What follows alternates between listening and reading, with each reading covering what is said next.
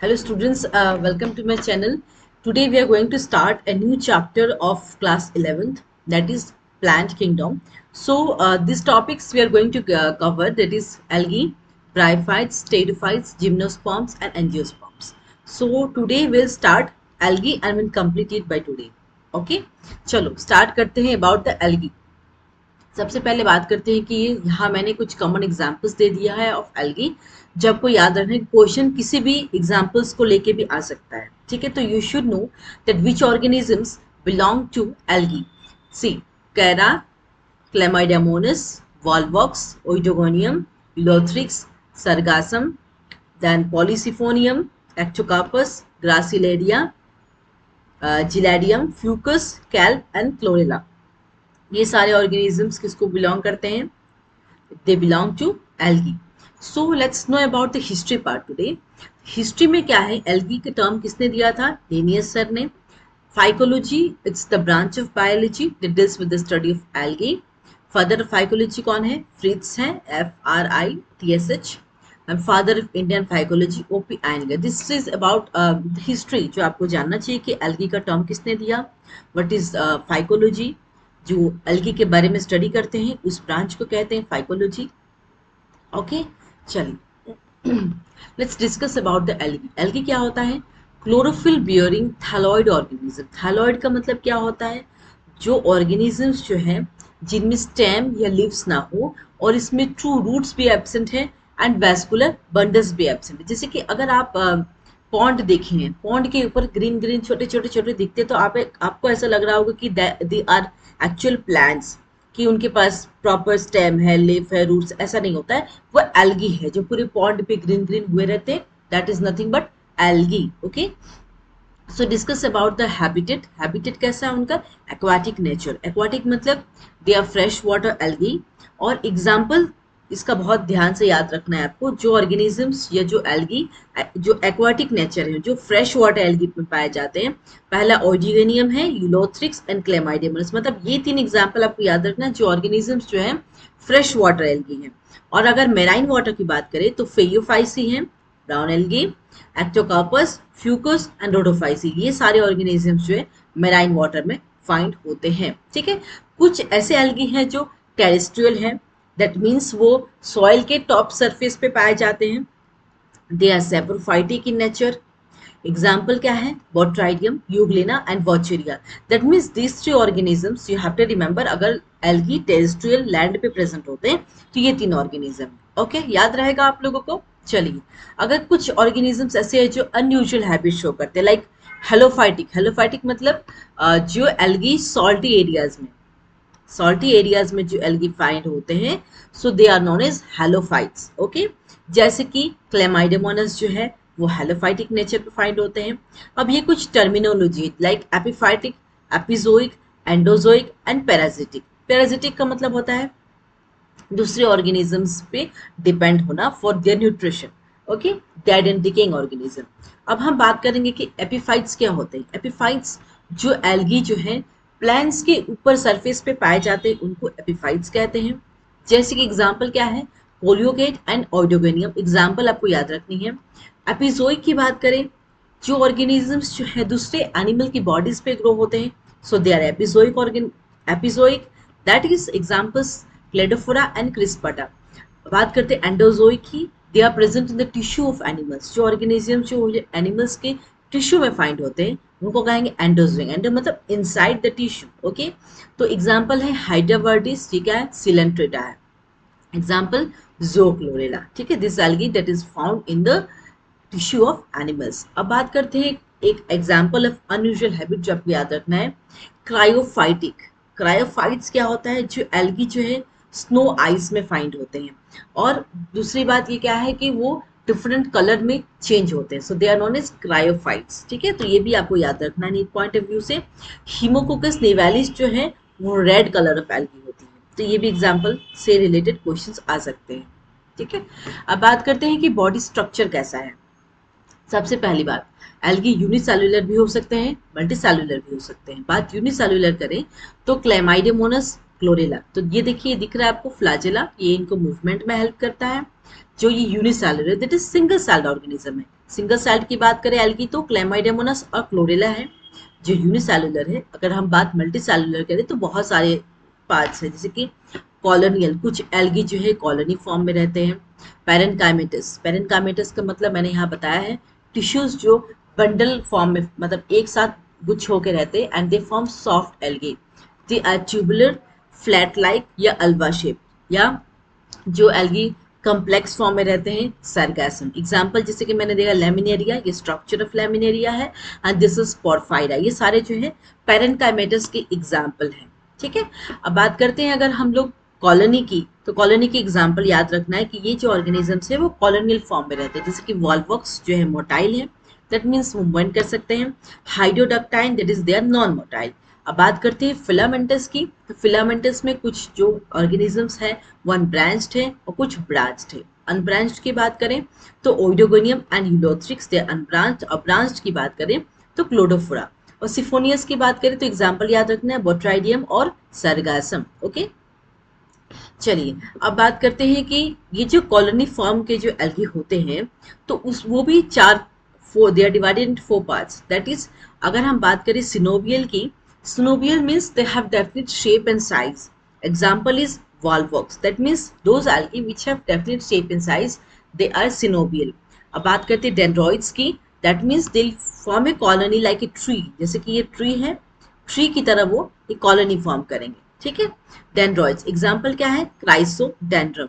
बात करते हैं राइजोपोडियल की। राइजोपोडियल क्या होता है, अगर कॉलोनी एक दूसरे से अटैच्ड है, राइजोपोडियल जैसे कि ये स्ट्रक्चर है। ठीक है, तो एक दूसरे से अटैच्ड अगर है तो वो क्या कहते हैं, राइजोपोडियल। एग्जाम्पल क्या है इसके, क्राइसेडियंटम। पाल्मोइड की बात करें तो इनका कोई डेफिनेट शेप नहीं होता। जैसे कि एग्जाम्पल याद रखना है आपको, Cladophora. Example point of view से क्वेश्चन आ सकते हैं कि एग्जाम्पल वॉल्वॉक्स का शेप कैसा होता है, कॉलोनी फॉर्म करता है, ये पैरेनकाइमेटस, ये फिलामेंटस है। ओके, चलिए ये डिस्कस हो गया था आपका। फिलामेंटस के एग्जांपल याद रखिए, सिफोनस के याद रखिए एंड पैरेनकाइमेटस, कैसे ये जो एल्गी फॉर्म करते हैं, टिश्यूज जो है उनके बंडल फॉर्म में रहते हैं and they form soft algae. Okay, चलिए अब बात करते हैं रिप्रोडक्शन की, एल्गी कैसे रिप्रोड्यूस करते हैं। थ्री प्रोसेस ऑफ रिप्रोडक्शन होते हैं। First is vegetative, second is asexual and third is sexual reproduction. Vegetative में मतलब एल्गी जो है फ्रैगमेंट हिसाब से, एक फ्रैगमेंट टूटेगा दूसरा एल्गी बनेगा।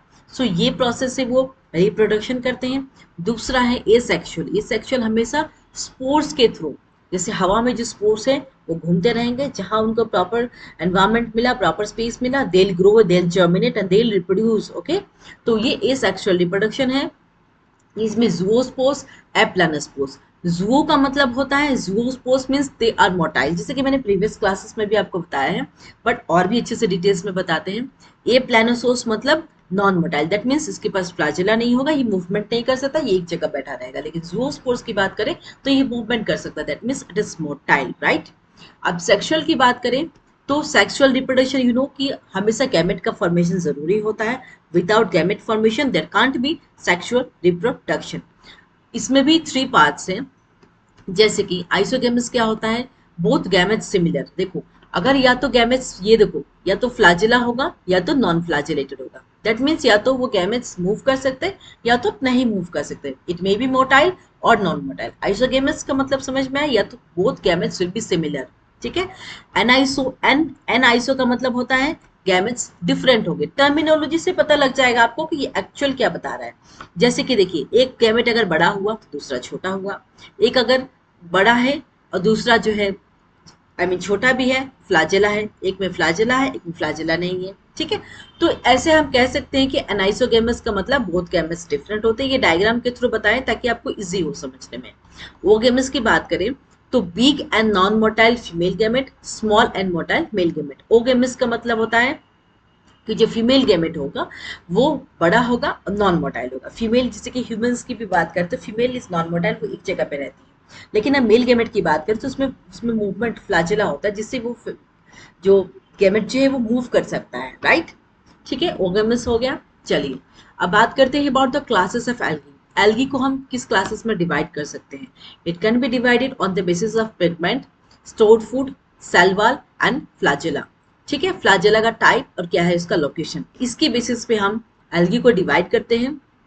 सबसे पहला डिस्कस करते हैं Chlorophyceae, that is green algae, Phaeophyceae brown algae, Rhodophyceae red algae. Okay, चलिए इसको हमने टेबुलर फॉर्म में डिस्कस किया है ताकि क्वेश्चंस कभी भी अगर आए तो आप जो कंफ्यूज नहीं करेंगे। ओके राइट, चलिए क्लोरोफाइसी का सबसे पहले उसका कॉमन नाम जानना जरूरी है।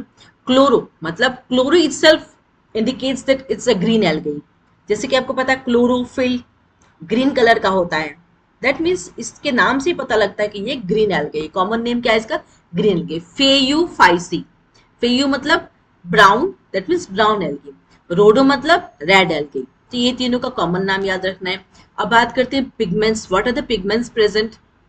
पिगमेंट से बहुत क्वेश्चंस आते हैं तो इसको हमेशा आप स्टार मार्क लगा के रखिए और उसको अच्छे से हाईलाइट करके रखिए। ओके, पिगमेंट्स की बात करें तो Chlorophyceae that is green algae में chlorophyll A and chlorophyll B present होता है।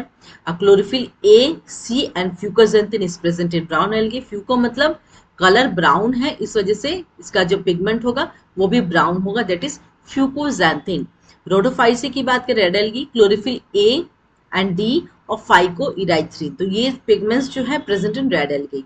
ओके, रेड कलर की पिगमेंट है, इस वजह से ये फाइको इराइथ्रिन है। अब स्टोर्ड फूड की बात करें तो ग्रीन एल्गे में हमेशा स्टार्च के फॉर्म में फूड स्टोर होता है। और अगर ब्राउन की बात करें तो लेमिनेरियन और वेनिटेल के फॉर्म में फूड स्टोर होता है। और अगर रेड की बात करें तो फ्लोरिडिन स्टार्च। सेलवाल की बात करें तो क्लोरोफाइसे का सेलवाल कैसा होता है, it's composed of cellulose, green algae है। अगर ब्राउन की बात करें तो cellulose plus Elgin, it's the component which is present in the brown algae, that is cell wall of brown algae। और रोडोफाइसे की बात करें तो सेलुलोज हो गया, पैक्टिन हो गया एंड पॉलीसल्फेट एस्टर्स। जो आपको याद रखना है सेलवाल पॉइंट ऑफ व्यू से, पिगमेंट्स और स्टोर्ड फूड, इससे क्वेश्चंस हमेशा आते हैं। जैसे कि आपको स्टेटमेंट वाइज क्वेश्चन आ गया, देन अगर याद रहेगा तभी तो कर पाएंगे ना।